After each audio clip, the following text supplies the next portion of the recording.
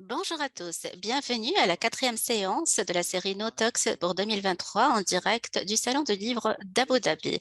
Au cours de la séance d'aujourd'hui, nous avons avec nous Jérôme Viriciel, directeur général de Recap by Veolia, qui va nous donner son point de vue en ce qui concerne l'économie circulaire, les méthodes recyclaires, les différents matériaux recyclés, le rôle du consommateur et des politiques ainsi que de réglementation pour promouvoir un comportement durable. Avant de vous donner la parole, Jérôme, je rappelle à notre public de bien vouloir interagir avec nous à travers des questions et des expériences partagées dans le Q&A sur Zoom. Je vous donne la parole et après, nous prenons les questions de notre cher public.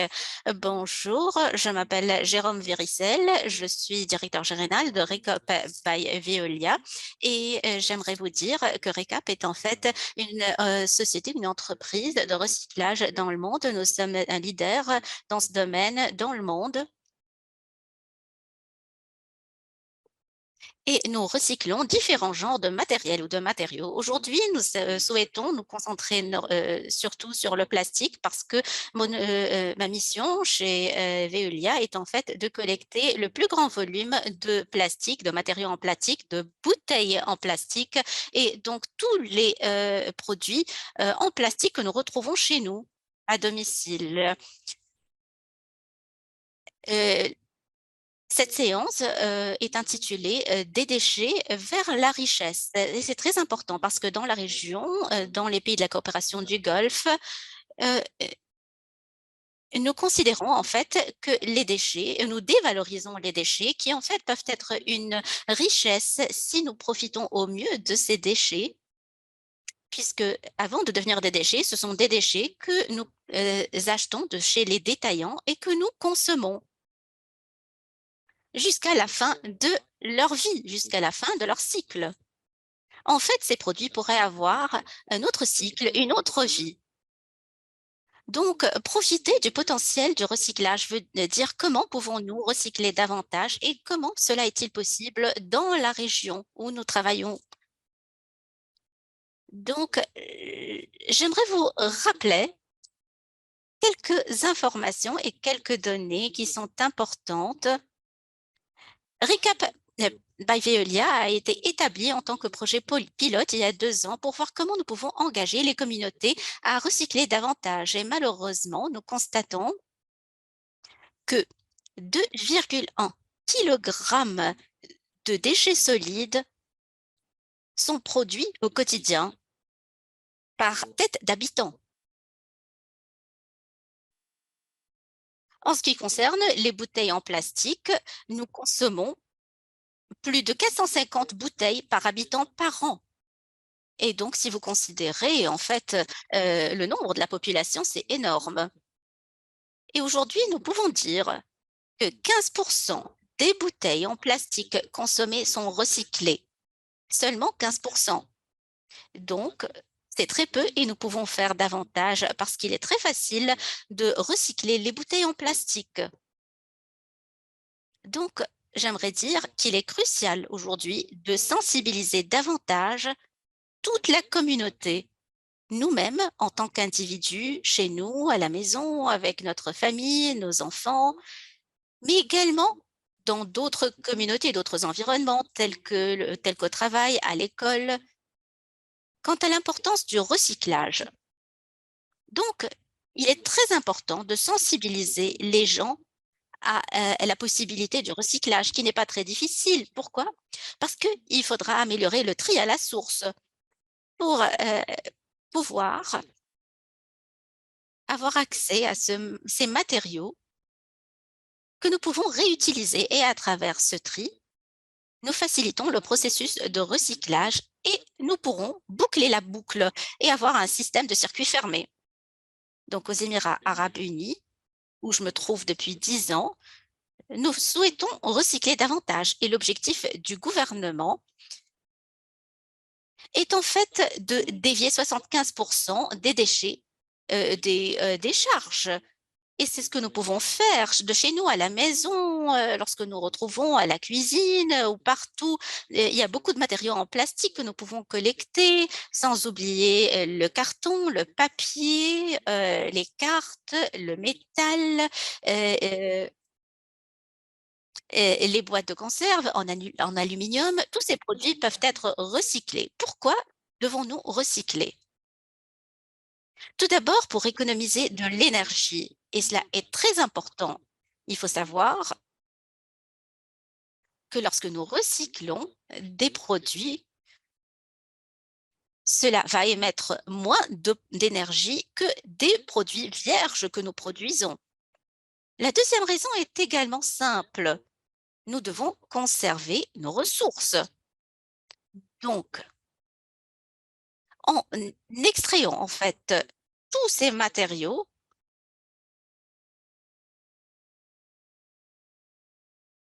et si nous n'extrayons pas ces matériaux, si nous ne les recyclons pas, nous manquerons de ressources. Ces ressources vont s'épuiser. Et enfin, la pollution, prévenir de la pollution, parce que dépendamment de la région et des pays, nous pouvons dire que la plupart des pays de la coopération du Golfe ont des décharges, des dépotoirs où ils déversent tous les déchets. Cela veut dire qu'ils déversent tous les déchets dans un même endroit et malheureusement, différents produits chimiques peuvent s'écouler. Il peut y avoir également une infiltration, un écoulement de liquides, de gaz qui peuvent nuire au sol, à la terre. Cela dit, quels sont les défis pour boucler donc cette boucle, pour créer un système de circuit fermé en matière de recyclage? Tout d'abord,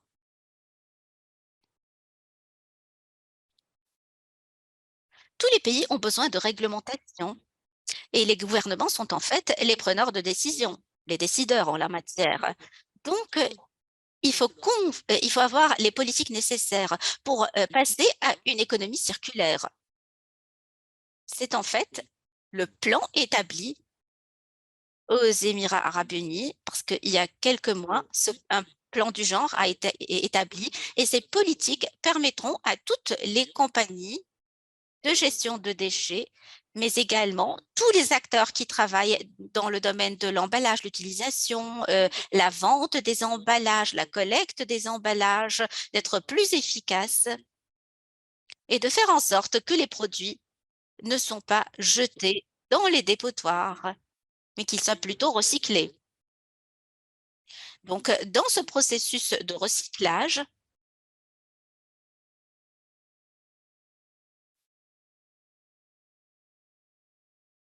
il est possible d'avoir des produits post-consommés seulement si nous avons les réglementations nécessaires. Le deuxième défi, c'est de faire en sorte que les gens sont sensibilisés à cela. Et c'est le point d'entrée pour moi, c'est le principal défi, comme je l'ai dit au début. Et grâce aux réglementations, grâce à la sensibilisation des gens, il nous restera un défi supplémentaire, à savoir faire face à tous les défis de manière homogène entre tous les acteurs, ce qui veut dire que nous devons unir nos efforts à travers la responsabilité élargie du producteur, EPR. C'est un système qui permet d'avoir davantage de flux liquides ou de liquidités pour soutenir nos initiatives dans les différents pays en vue de garantir davantage de recyclage. Comme je l'ai dit, par exemple, aux Émirats arabes unis, et en fait, cette diapo nous montre comment aux Émirats arabes unis, en juillet 2022, 22 politiques ont été adoptées par le ministère de l'Environnement en vue d'établir également des normes permettant de montrer comment réutiliser le contenu en plastique recyclé, en particulier lorsque nous voulons surcycler en fait ces produits. La responsabilité élargie du producteur euh, est en train d'être examinée, testée, on y réfléchit pour voir s'il est possible de répliquer ce genre de responsabilité élargie du producteur en 2026. Et le tri à la source est très important et nous voulons permettre euh, de promouvoir ce système de tri. Dans la plupart de la région, vous trouverez, par exemple, une corbeille ou une poubelle en face de chez vous. Mais également, nous pouvons trier en vue du recyclage. Donc, cela est possible, mais vous ne remarquez pas cela. Donc, lorsque nous parlons de tri à la source, nous essayons de voir comment il est possible de recycler tous ensemble en ayant confiance dans le système entre chaque émirat et l'autre et pour faire en sorte que les réglementations de transport du matériel est disponible pour faciliter le recyclage du matériel, nous avons établi des mesures. Par exemple, j'achète une bouteille en plastique d'Abu Dhabi. Supposons que nous n'avons pas d'installation de recyclage là-bas.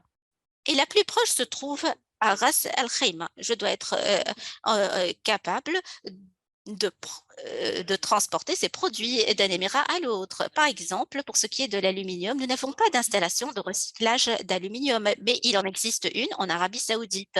Donc, nous devons être capables de collecter ces matériaux ici et de les transporter directement vers l'installation.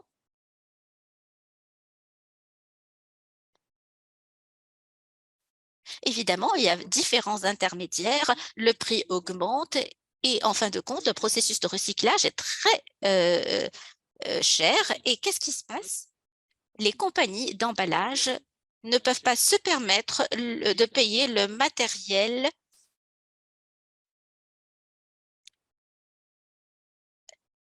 Donc, nous utilisons ce matériel recyclé pour produire de nouvelles boîtes en conserve en aluminium. Et c'est le processus que nous avons adopté pour faciliter cette tâche. Je parlais en fait du contrôle des échanges, le contrôle commercial qui est très important pour réduire les coûts faramineux. Mais lorsque nous parlons de réglementation, il faut se poser la question de savoir si les gens sont disposés ou non à recycler. À Veolia, nous avons effectué une étude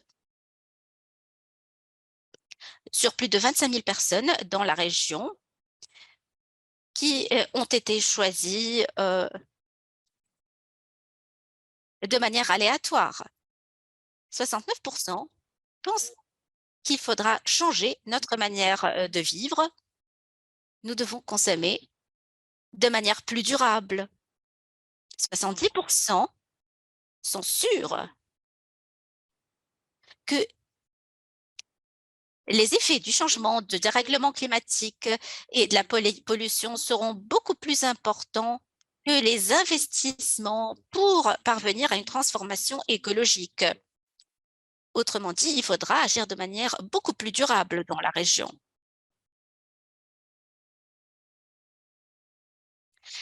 Ils sont prêts à acheter des paquets alimentaires avec un contenu ou des emballages recyclés. Ils sont également à acheter du métal recyclé. Ils sont prêts à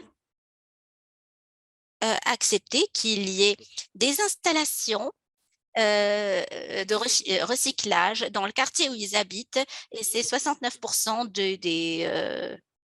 des interrogés qui ont répondu ainsi et 68% sont prêts à acheter une voiture, un autre moyen de transport fabriqué en partie à partir de matériaux recyclés et 66% sont prêts à payer un peu plus pour que les produits du quotidien soient recyclés. Donc, les gens sont prêts, mais pourquoi est-ce que ces solutions ne fonctionnent pas aujourd'hui? Parce qu'il n'y a pas d'économie circulaire. Nous sommes dans une économie linéaire aujourd'hui et non pas dans une économie circulaire. Donc, nous devons alimenter un système qui transforme les déchets en ressources. Autrement dit, nous avons besoin de plus d'installations de recyclage pour les différents genres de produits, pour valoriser la chaîne de valeur locale qui se trouve à son minimum aujourd'hui. Par exemple, si vous êtes aux Émirats arabes unis ou en Arabie saoudite, le matériel peut voyager du pays pour être recyclé ailleurs. et cela peut créer des emplois dans le domaine de l'environnement, du recyclage, en invitant les investisseurs à créer d'autres installations de recyclage. Mais ces investisseurs ont besoin d'engagement de la part de l'ensemble du système. Et pour gérer une installation ou une entreprise de recyclage, vous n'avez pas besoin d'un consommateur qui est prêt à payer pour les produits recyclés à la fin, parce que c'est une tendance. Chacun veut en fait des produits ou des contenus recyclés. Par exemple, une compagnie comme Axia comme, ou autre, au cours du dernier événement qui s'est tenu au golf, Golf Food, ils ont en fait lancé des bouteilles recyclées parce qu'ils comprenaient l'importance de cela. Donc, il n'est pas difficile de trouver un consommateur qui accepte ces produits recyclés, mais ce qui est difficile à trouver, ce sont les matières premières, les matières de base. Si je n'ai pas suffisamment de matières de base, parce que ces matières de base finissent à la poubelle ou dans les décharges, ou qui sont déversées dans le désert ou dans les océans, vous n'aurez pas accès à ces matières premières et vous ne pourrez pas gérer ou opérer votre entreprise. Vous ne serez pas suffisamment viable financièrement pour tenir le coup et vous ne pourrez pas encourager les investisseurs à venir dans la région pour que vous puissiez profiter de leur savoir et de leur argent au sein de l'économie locale.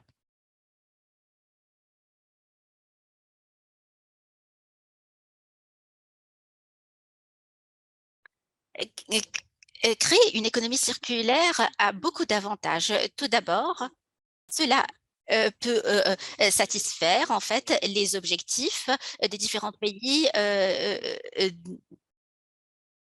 dans le Golfe, mais également aux Émirats arabes unis. Par exemple, si vous utilisez 50% de bouteilles en eau, en rPET, vous éviterez 50 kilotonnes d'émissions de CO2, de dioxyde de carbone, et donc l'impact est énorme. Et nous nous retrouvons également dans une région où l'économie prime. Donc, parlons en termes d'économie. 1,2 milliard de dirhams par an de valeur potentielle sera créé aux Émirats arabes unis en recyclant correctement les plastiques recyclés. Donc, recycler et surcycler est très important pour les produits en plastique. Et il s'agit en fait de produits qui ne sont pas correctement recyclés de nos jours, malheureusement. Que faire pour avoir des matières premières recyclées, pour changer la réglementation, pour encourager la venue des investisseurs et pour pouvoir facilement recycler tout genre de produits, mais non seulement le plastique. Nous devons encourager les gens à recycler davantage et nous devons mettre en place un système de gestion de déchets fiable. Comme vous l'avez dit au début, je suis directeur de RECAP et à Veolia, nous avons décidé de développer euh, une nouvelle spécification, une solution numérique qui nous permette d'arriver aux communautés plus facilement. Que faites-vous au quotidien? Vous ne cessez de regarder votre téléphone mobile, vous utilisez beaucoup d'applications mobiles et vous interagissez avec les compagnies qui ont créé ces applications, qui vous envoient en fait des messages que vous lisez. C'est ce que nous faites avec l'application mobile Recap. Nous vous invitons à télécharger notre application et après, nous vous expliquons pourquoi nous avons développé cette application. Le principe est très facile à comprendre. Vous téléchargez l'application, nous vous donnons un sac que vous allez remplir de boîtes en aluminium, en plastique et autres. Et une fois que votre sac est plein, euh, vous pressez sur un bouton pour que nous venions collecter en fait ces produits. Nous voulons en fait motiver la population. Nous voulons qu'ils aient confiance en nous. Pourquoi? Parce que nous voulons assurer les matières nécessaires à utiliser à l'avenir. Donc, si vous nous accordons cette possibilité de recycler de chez vous, à partir de chez vous, gratuitement, et si nous vous encourageons à économiser tout en sauvegardant la planète, vous allez le faire. Il y a 2 ans, lorsque nous avons lancé cette application, il y avait 100 personnes qui l'ont téléchargée et en l'espace de 3 mois, nous avons pu récupérer 90 kilogrammes de déchets. De nombreuses familles ont téléchargé cette application. Chaque semaine, nous collectons 17 tonnes de déchets.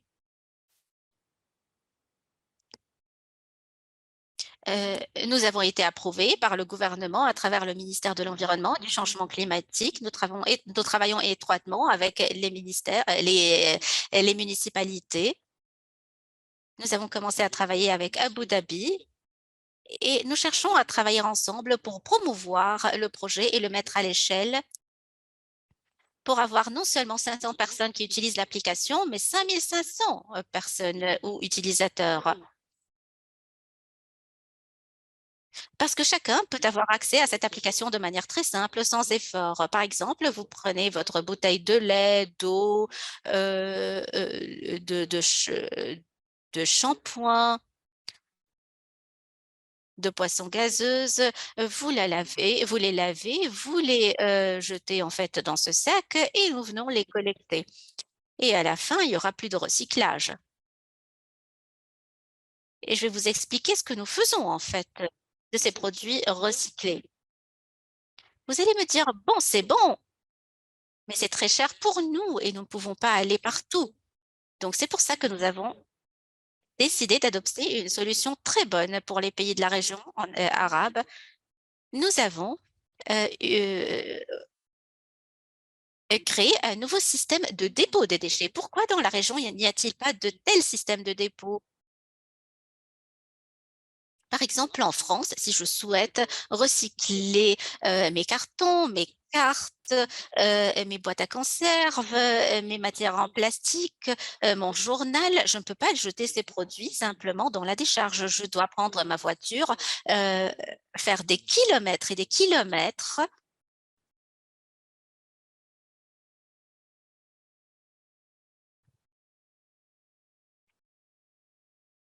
Et au lieu, pardon, de conduire des kilomètres et des kilomètres, euh, je dois donc conduire des kilomètres et des kilomètres alors que cela est possible à 1 minute de chez moi alors que je ne suis pas rémunérée. Donc, nous voulons adopter une approche graduelle, progressive. En fait, ce système a commencé à être mis en place il y a 30 ans en Europe et il y a 5, 6 ans seulement ici.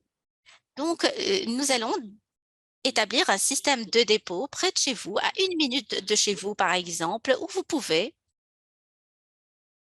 déposer vos sacs et être rémunéré, obtenir davantage de points et profiter en fait des récompenses que nous avons mises en place. Quelles sont en fait ces récompenses? Des boissons, de la nourriture, parce que nous voulons avoir un impact. Par exemple, si je suis très riche et je ne vois aucun avantage à obtenir des points, peut-être que les gens qui travaillent chez moi, tels que ma gouvernante ou autres, seront très contents d'obtenir des points convertibles en argent pour s'acheter de l'eau, pour s'acheter un gallon d'eau peut-être au lieu des bouteilles parce que c'est plus durable. C'est ce que nous essayons de faire chez RECAP pour offrir différentes solutions de recyclage et de tri à la source de produits recyclables par la suite. Cela dit, nous avons commencé ce projet pilote il y a 2 ans et pour nous, il n'était pas facile ou possible de recycler les produits en plastique ici aux Émirats arabes unis. Mais chez Veolia, nous avons plus de euh, 30 installations de recharge dans le monde et il fallait envoyer 70 tonnes chaque semaine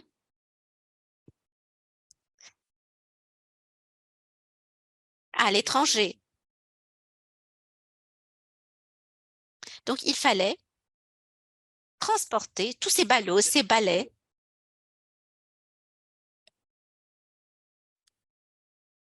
et les expédier par bateau ou par avion ou autre. Et nous ne voulions plus faire cela.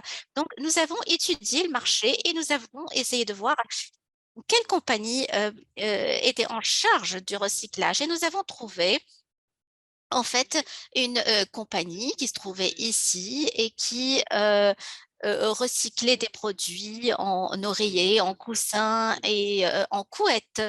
Donc, nous avons décidé de travailler avec cette compagnie sans penser uniquement au profit et aux bénéfices.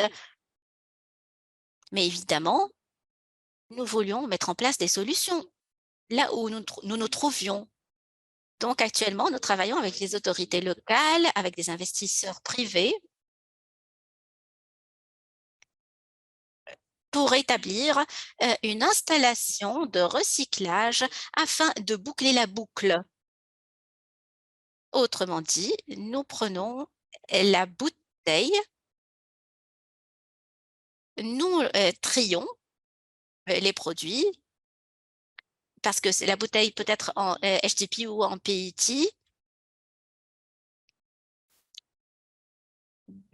Dans ce cas, nous devons envoyer les produits à différents recycleurs. Nous devons établir une installation de recyclage spécialement pour les produits en PET pour produire de la résine PET qui sera disponible sur le marché local dans la région pour toutes les marques. Nous parlons de Pepsi, LMI Dubai, Aziz et autant de marques qui ont besoin de résine en PET pour produire de nouvelles bouteilles qui se trouveront sur nos étagères et qui seront achetées par les consommateurs. Pourquoi? Parce qu'elles sont produites à partir de produits recyclés. Et en fait, comme je l'ai dit, les consommateurs sont prêts à payer un peu plus en contrepartie.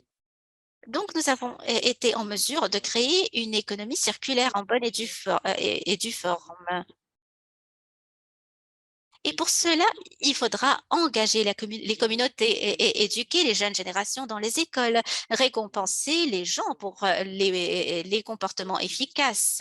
Évidemment, donner ces matières premières recyclées aux fabricants et faire en sorte que les emballages recyclés peuvent être utilisés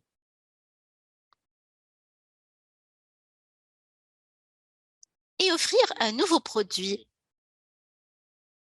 à partir de matières recyclées et de la sorte, nous pourrons boucler la boucle.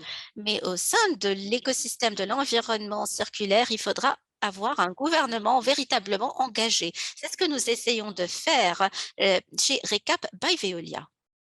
En conclusion, profiter du potentiel du recyclage n'est possible qu'à travers un bon système de recyclage, évidemment, le décyclage, le surcyclage, le supracyclage existe. Nous avons beaucoup de startups qui viennent dans la région et qui sont vraiment intéressés dans le recyclage afin d'assurer un meilleur avenir pour les générations futures.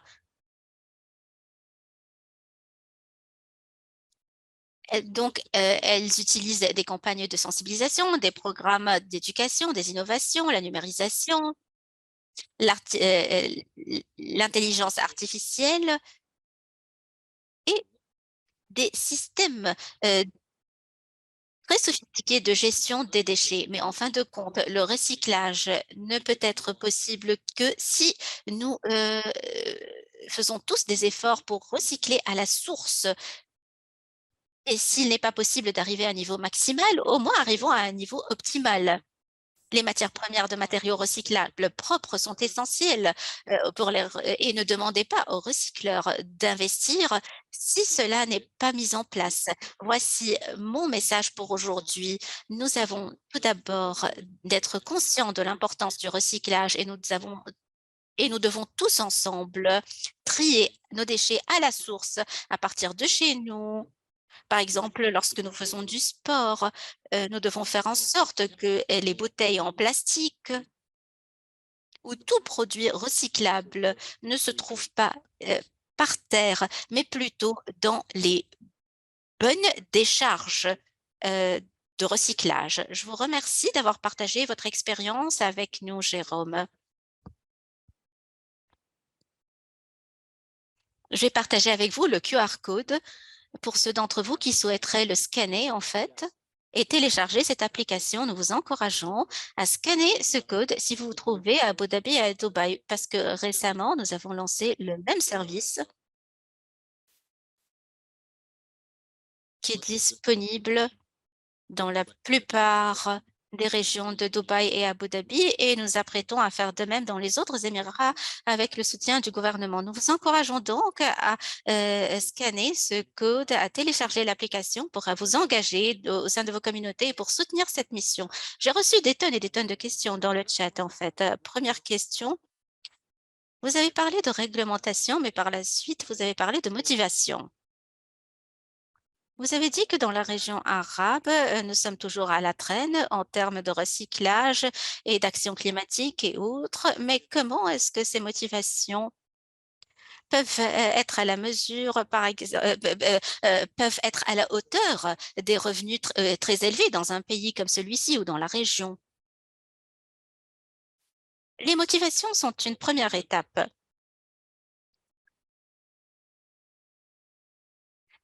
Nous, hem, nous ne motivons pas les gens à recycler pour avoir une récompense simplement. Ce n'est pas normal de faire cela, il faut les éduquer pour avoir un bon impact social. Mais, dans un système approprié, les utilisateurs finaux paieront un petit montant lorsqu'ils achètent n'importe quel genre d'emballage pour soutenir les initiatives lancées ou soutenues par les gouvernements ou par le secteur privé pour encourager à collecter davantage de produits à travers le principe de responsabilité élargie du producteur, où le producteur assume sa responsabilité et les motivations viennent compléter ce principe de responsabilité élargie du producteur parce que cela dépend du niveau de maturité dans le pays où vous vous retrouvez. Dans certains pays tels que l'Allemagne, par exemple, en Suède, en Norvège, vous devez impérativement recycler vos déchets, sinon vous serez sanctionné. Mais dans certains pays tels que la Corée du Sud, le Canada, vous avez également des systèmes de dépôt-retour. Par exemple, lorsque vous achetez une bouteille ou une boîte en aluminium,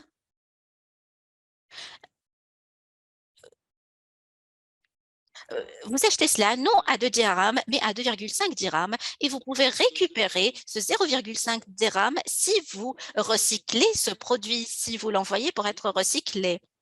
Ce n'est pas une motivation, mais c'est un effort qu'il faudra faire par le citoyen pour rechercher une décharge de recyclage à proximité de chez vous.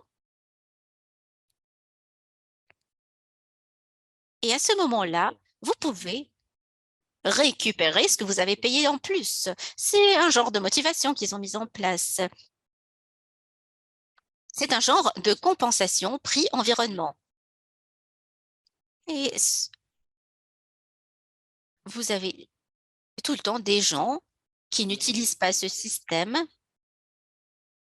et vous avez un petit montant en espèces qui est utilisé pour rendre le système beaucoup plus performant. J'ai deux questions concernant la sensibilisation. Tout d'abord, en ce qui concerne l'éducation, quel est le rôle de l'éducation pour la prise de conscience des élèves à l'école et comment pouvons-nous alimenter cette culture dès leur plus tendre âge? Et deuxièmement, en ce qui concerne les gens qui vivent dans les zones rurales, notamment en Afrique du Nord, et comment est-il possible de répliquer ce genre de projet peut-être à plus faible échelle pour avoir un bon impact? Il existe différentes solutions. En ce qui concerne la première question sur l'éducation, nous avons décidé de soutenir les municipalités, la municipalité de Dubaï, mais également l'agence de l'environnement à Abu Dhabi, qui ont lancé un produit éducatif, un programme éducatif, mais ils avaient besoin d'experts pour s'adresser aux élèves, aux étudiants. c'est un plaisir pour moi d'aller dans une école pour expliquer l'importance du recyclage, mais c'est aussi une façon de leur dire pourquoi je fais ce que je fais, pourquoi je travaille dans ce domaine et pour leur montrer que travailler dans le secteur de l'environnement est également une opportunité pour eux à l'avenir. Et normalement, on les voit très excités, très enthousiastes à l'idée. Donc, nous organisons des séminaires sur le recyclage, mais en même temps, là où nous allons, dans les écoles, nous installons 10 à 20 boîtes de recyclage et nous leur disons que si jamais vous venez à l'école avec une boîte à recycler, vous allez avoir une bouteille réutilisable et nous les encourageons à déposer les bouteilles dans cette boîte beaucoup plus que dans la décharge ou à la poubelle. Donc, on leur a expliqué le volume, les tonnes de déchets que nous avons pu récupérer à partir des écoles. Et pour rendre la chose plus excitante, nous organisons des programmes à travers des ateliers de recyclage et des exemples de tri à la source. Pour revenir à votre question, comment répliquer, comment copier-coller ce genre d'expérience ou de projet? D'abord, il est très cher de procéder à la collecte selon le système du porte-à-porte. Par exemple, en France, le salaire d'un employé euh, est très bas par rapport à un employé ici dans la région, mais donc cela ne serait pas financièrement viable. Donc, pas besoin de faire du porte-à-porte. Dans certains pays, il n'est pas interdit par exemple, procéder à la collecte informelle des déchets. C'est le cas en Turquie peut-être, mais surtout en Afrique où les gens peuvent collecter dans la rue les déchets qu'ils retrouvent et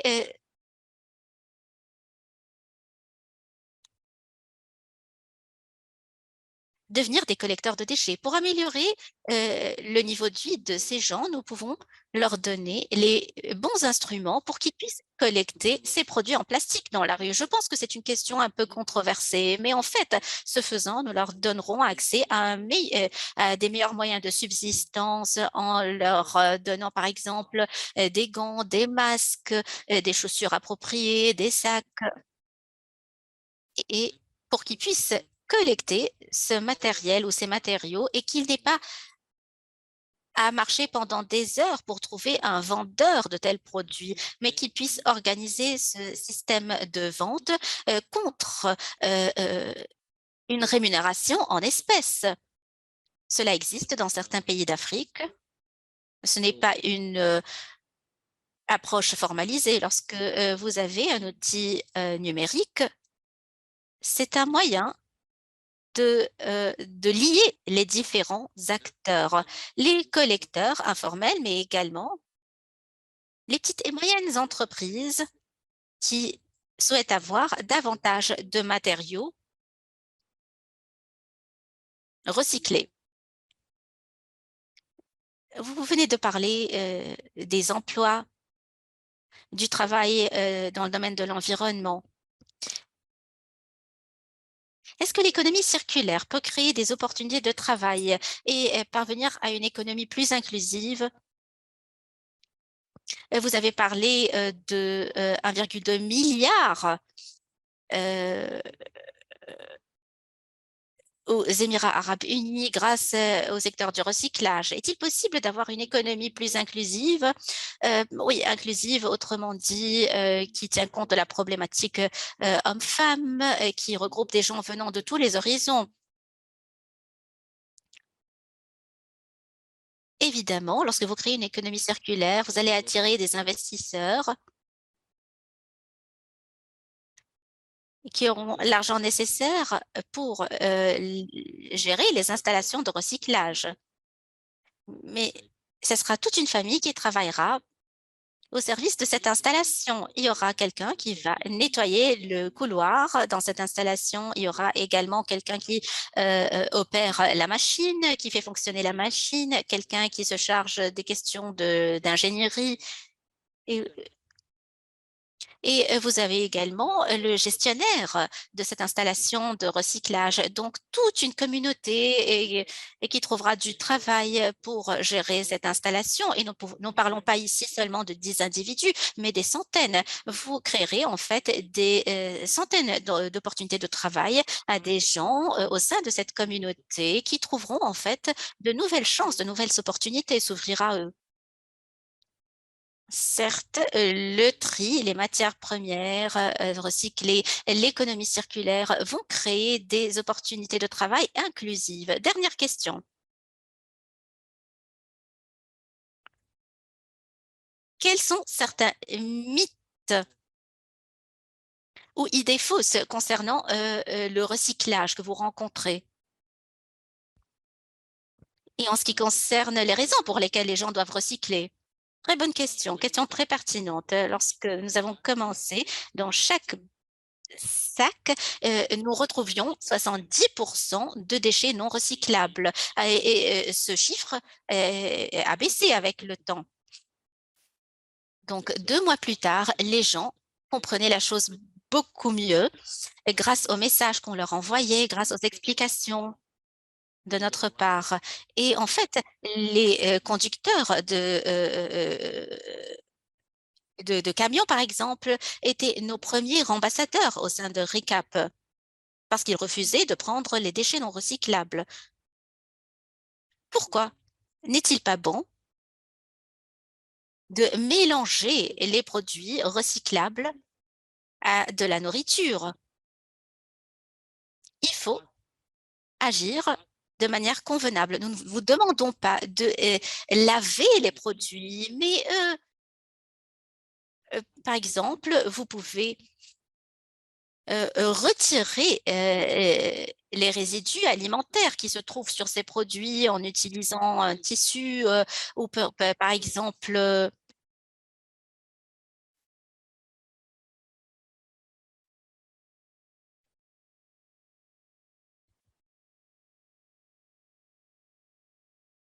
éviter d'acheter également des produits à utilisation ou consommation unique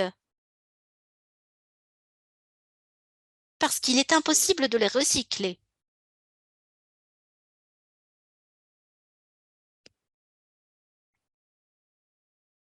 Nous croyons faussement parfois qu'il est possible de tout recycler. Il y a une différence entre une région et une autre. Et vous avez également des programmes pilotes. Et dans les journaux, vous pouvez lire qu'il est possible, par exemple, de recycler tel ou tel produit. Oui, effectivement, dans un pays, mais pas partout. Par exemple, aux Émirats arabes unis, si vous jetez certains produits dans le carton à recyclage, il ne sera pas recyclé. Il faut savoir ce qu'il est possible de recycler. Et si vous n'êtes pas sûr qu'un produit est recyclable, ne le déposez pas, ne le jetez pas dans les boîtes à recyclage parce que vous allez rendre la vie des compagnies de recyclage plus difficile et vous contaminerez, vous polluerez d'autres produits qui étaient recyclables. Lorsque vous n'êtes pas sûr, en cas de doute, abstenez-vous. Grand merci, Jérôme. Je vais partager de nouveau le code QR de cette application mobile au cas où les participants avec nous souhaitent le scanner. Sur ce, je vous remercie grandement, Jérôme, d'avoir pris le temps de partager avec nous ces idées très importantes concernant le recyclage et la manière de transformer les déchets en une ressource économique à travers les campagnes de sensibilisation, les programmes éducatifs, le décyclage, le surcyclage, le supracyclage. Soyez des agents actifs au sein de vos communautés. Agissez dès à présent. Merci, Jérôme. Restez avec nous pour notre séance suivante demain, la 5e séance avec Shailendra Kaushik qui va nous montrer comment nous pouvons unir nos efforts pour un monde plus durable.